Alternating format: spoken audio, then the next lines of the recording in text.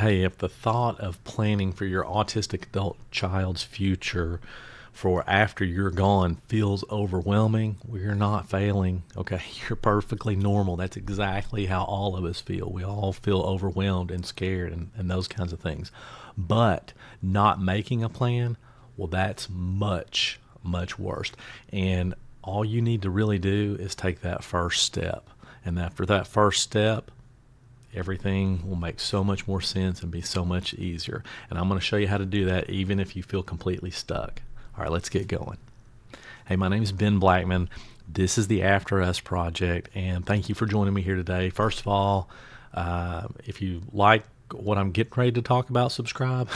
I'll ask you to subscribe later, but please subscribe and let me know if you like this kind of content or not. So let me just kind of break this down into some small pieces first of all. So there's a few things that you want to be thinking about. All right, and you don't need to know all this right this second. I'm just going to kind of go over a few. So one of them are daily routines and care needs. Okay, the next has to do with medical and legal documents, guardianship, conservatorship, powers of attorney, those kinds of things, trust, stuff like that.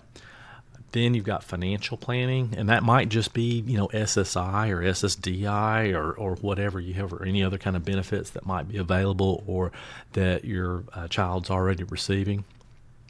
After that, long-term housing or care options. And then who's your backup? Family, friends, some kind of formal support. Those are the things that you're going to have to think of. But here's what I want you to do, okay? This is going to keep you from getting overwhelmed with it, especially if you're just getting started. Now, you may have already done some of this or thought about it or whatever it is, but what I want you to do is to just start with one area, not all of them, okay? Frankly, it's almost impossible to get through all of them quickly. That's not really the goal here. The goal is just to get started with one and build up some momentum. So pick one, whichever one is the one that you're going to get moving on. It doesn't really matter. Write it down. Okay, just go ahead and write it down, and so that you know what you're focused on. Imperfect is better than not doing anything at all. Once you do that, then I want you to talk to at least one other person about your plan, or at least that part of your plan.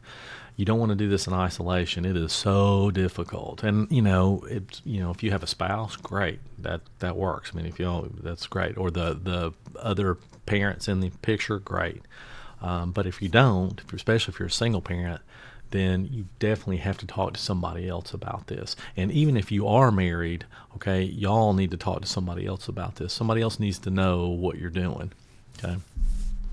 And once you start doing that, you'll feel a lot less overwhelmed if you actually have this written down, even if it's kind of messy in the beginning, right? Even if your thoughts are kind of all over the place and you don't have a whole lot of answers, you've just got more questions. That's perfectly fine and perfectly.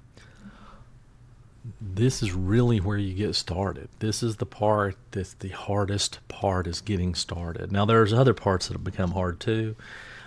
When you start kind of getting into it, you kind of, it's like, hey, am I ever going to be done? And the short answer is no, you'll never really be done, because it has to be updated fairly regularly, once or twice a year usually, sometimes more often, it just depends. But this part of just trying to get it out of your head and onto paper is really what you just want to focus on. Okay, get that one thing down, talk to somebody else about it, make sure that they know what you have going on, and this is what you're focused on.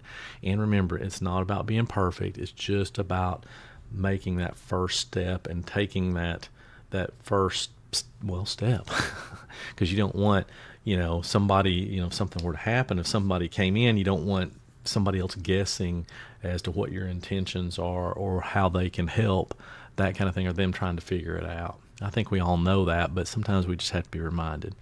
Okay, I know that was kind of short. I hope you liked this. Please subscribe. I would love that. And that's it. Oh, let me just say this. So if you want more help planning, I did create the After Us guide. So you can check it in the description below. There's a link to that, and you can take a look and see if it's a good fit for you or not. May or may not be. But that being said, I'll catch you all on the next video.